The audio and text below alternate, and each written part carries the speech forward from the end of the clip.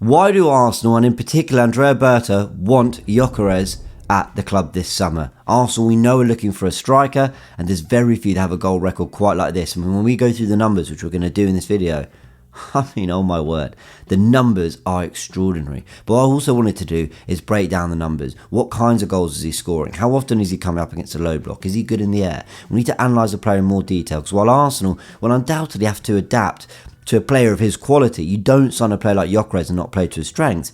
He'll also have to adapt to Arsenal too a little bit. That's what I want to discuss in this video today. So let's go through it. But first of all, where did this all come from? David Ornstein letting us know that Arsenal are developing a strong interest in Gyokeres and that they basically see him as slightly more realistic than Isak. Hit the pause button if you want to read the tweet in more detail. And Ben Jacobs came in saying that while there is a £100 million release clause, the plan is, or the understanding is, that they will let him go this summer and that they would do a deal at around 70 million euros, which, as he very poignantly points out, is the same kind of price Sesko's going to cost.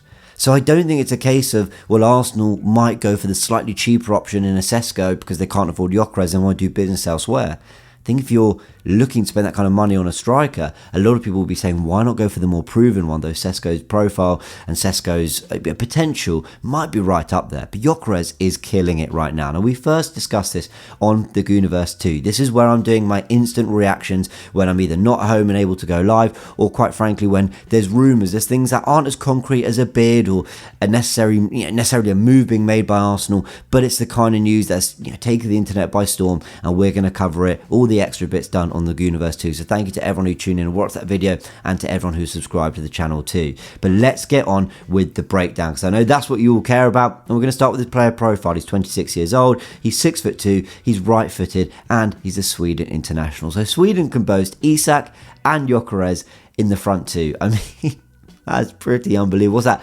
2 of the 3 best strikers in world football right now? 2 of the 4? Yeah, maybe. Let's have a look at his incredible goal record, because it's sensational. 50 appearances in his first season with 43 goals and 15 assists. I mean, that's a joke.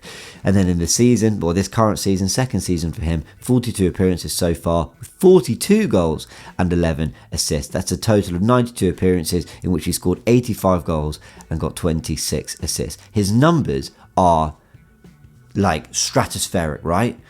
In the Goonerverse, right, of goal scorers, I don't know numbers like this. I don't think Haaland is putting up these numbers right now. Now, of course, you're talking the Premier League and what Haaland's up against week in, week out, and you're talking about a lot of different things, a lot of factors. But, oh my word, right, can we just appreciate that, Portuguese football's no joke, and look at the goals, look at the tally. I mean, it's utterly sensational to make the jump from the Championship and Coventry was, where I think he'd got 20-something goals in a season, but his numbers were not looking anything like that. There wasn't people weren't looking at Gyokeres in the Championship and going, oh my God, he's going to double those tallies when he moves to, a major league around Europe. But look at what he's done. It is utterly sensational. Now, let's put it this way. I was looking for basically his goals at Sporting, and I wanted to analyse them. I wanted to get a picture and an understanding for what kinds of goals he was scoring, like I said earlier in the video.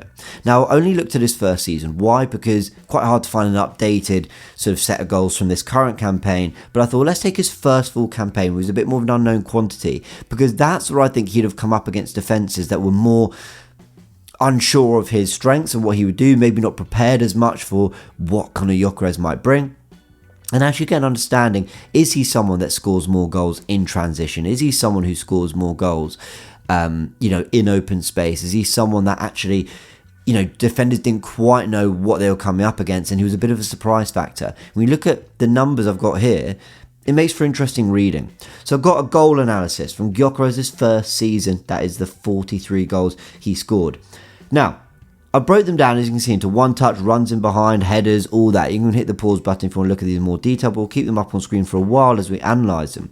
32 goals of his 43 were one-touch finishes. That is 3 every 4 goals. He actually scores 74, so nearly 75% of them were one-touch finishes. He has that poacher nature. He has that ability to deliver off good service. If you're able to create, if you're able to just get the ball into him where he's got a little bit of room to find a shot. First time, one touch, he will take it. He doesn't mess around in front of goal. There's even a goal, because as you can see, that goal from outside the box, that was actually a one-touch finish too, where the ball was, is an error from the defender, I think, or basically he was able to find himself in behind, but he took the shot very, very quickly and found the top corner before he'd even actually entered the penalty area. He likes to shoot on sight. When there's an opportunity at asking a question of the keeper, he will take it. So 32 one-touch finishes for Gyokeres in his first 43 goals for Sporting in his first season. Now 9 of them were for runs in behind. Now this was lower than I expected. At 21%, that's still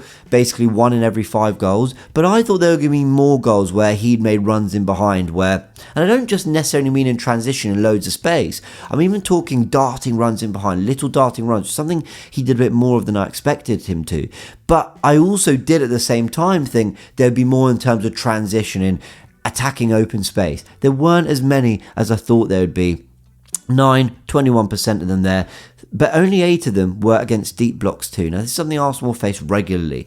Teams really packing out the penalty area, making it very, very difficult to play through. Arsenal therefore trying to go around them and trying to provide for, a focal point in the box like a Kai Havertz, or a left 8 like Marino or Xhaka back in the day, making runs into the box. Facing low blocks, Gyokeres is going to have to be a bit of a presence there. How often did he do that in his first season? Well, 8 of them were against low blocks, 18%. I don't know what to make of that number. It's not very high, but maybe it's a little bit more than I expected because of the comps I'd seen doing the rounds. I don't know. Let me know your thoughts in the comment section below. But the big one for me is this.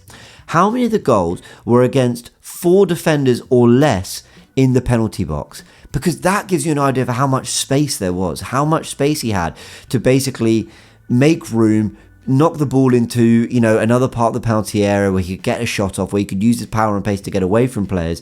And actually, 16 of them at 37%, that's more than 1 in every 3 goals, was actually scored by him having very few players in the penalty area with him. I don't know how often he's going to get that time and space and that few players around him in the Premier League playing for Arsenal. Like I said, we struggle against low blocks, and I actually found that a lot of his goals, while maybe not as in transition as much, there was certainly quite a lot of space for him to work with there. That doesn't mean that he didn't have maybe 2 defenders on him and he wasn't able to make some space, or that his movement wasn't really good to actually create some separation from these defenders. For sure, he can do all that. But again, more often than not, well, not more often than not, 1 in every 3 goals, there was quite a lot of space for him to work with there. Only 5 goals from headers. We know that Arsenal like to cross a lot. 42 from inside the box. That's a 98%. Only 1 scored from outside the box. So he is someone you're going to have to provide for in some way. Now let's take it to the tactical pad, because I don't have a lot I want to say from this perspective, but I do want to talk about a little thing I did note in his goals that surprised me in a really good way. Now, deep blocks, you can have players really getting in and around the penalty area here. They'll be really congested. I mean, if that's a back 4 with your fullbacks there, the wing backs will be tracking Martinelli and Saka. We know that. Ødegaard in this era, I think one thing we've lost from him this season, I think we saw a lot more of last season. Havertz would make these darting runs that Ødegaard would find him in. And I think Gyokeres has actually been doing quite a bit of that. When I watched his comps and his goals from his first season, he was able to make runs and quickly get a shot at goal. And actually, I wonder if with a Marino or a box-to-box or someone making runs in behind, with maybe another creator in that pocket there, Gyokeres can make these darting runs, even if there isn't a lot of space behind. Listen, they're not playing on the goal line, right? They're not going to be on the 6-yard line all the time. I wonder whether when Arsenal are actually sort of building up a little bit more, whether they can carve through teams a little bit quicker and Gyokeres take advantage of that, getting on the end of some of the Ødegaard passes we know he can play. Well, I don't think Ødegaard is a completely natural, high output creator. I definitely think he's someone who can thread that ball through the lines. And look at the pass he played for Calafiori when Calafiori scored against PSV the other day. That kind of run, I think Gyokeres will make quite often and get at the end of things. But the question is, how often does he get on the end of this kind of ball from Saka at the back post? Because, like I said, from headers, he's actually not been someone from headering the ball. Aerial threat, I mean, he's scored some goals, 5, but it's only 12% of his goals. Maybe that's not the way Sporting play. He is more of a actually battering ram, can carry the ball, can sort of run through players at times and can make those runs in behind. In terms of aerial kind of, providing of chances, I don't actually think that's the kind of service he's always thrived off, to be fair, but I'm only judging his first season there.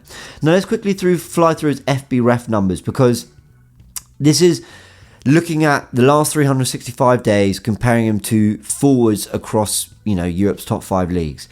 And look, he stands out for a lot of things there. Pass completions really high, successful take-ons. But the big thing is his defensive numbers are pretty poor. And I don't think you can be an Arsenal player in any position in the pitch and not be delivering defensively in some way, shape or form. Would Arsenal adapt to that to get the best out of someone like him, who can maybe therefore give us a little bit more in transition?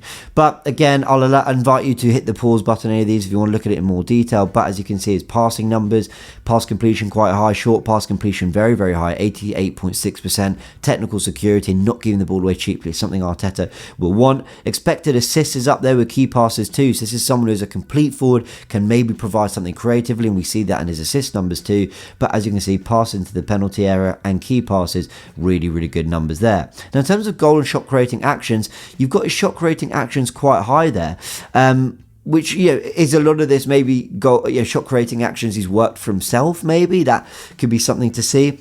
Some of the numbers there not so encouraging too. But I take you to the defensive stats again. He's not one to get involved in the tackle. He's not one to, he hasn't tackled a single dribbler, right, since in the last 365 days. That, listen, you're going to have to work. Teams will want to play and they'll want to step into midfield with their centre-backs. You're going to have to work hard to press them and try and win that ball back, like Kai Havertz and Gabby Jesus do too. Even if we play more to your strengths, you're going to have to work off the ball. That is fundamental to what Arsenal do. And if you look at some of the miscellaneous stats, his aerials won at 0.59 per 90 are not very encouraging there at all, winning 30% of his aerials. So while we've mentioned he's not scored that many goals in the air, actually his pure numbers from an aerial perspective aren't great either. Is that something that Arteta will want more from? Because hold-up play, actually being quite good in there, something that even Gabby Jesus does quite well, but Kai Havertz certainly gave us an outlet in that sense. Gyokeres has a frame for it. Maybe he'll be coached into it. Maybe it's not the way Sporting have played to him. That's probably fair too. Will Arsenal try to use him in that way? Sure, but there might be a bit of work to do there if they do want to use him as more of a target man. As someone David Raya can go long to as well. All right, everyone, that is the breakdown on Viktor Gyokeres. What do you make of him? Can you see why Andrea Berta wants him? Do you think we'll sign him? Let me know your thoughts in the comment section below. And if you want my initial reaction to it, you can find that on the Goonerverse too as well. Hope you enjoyed this. Subscribe to the channel if you haven't yet, and we'll catch you very, very soon.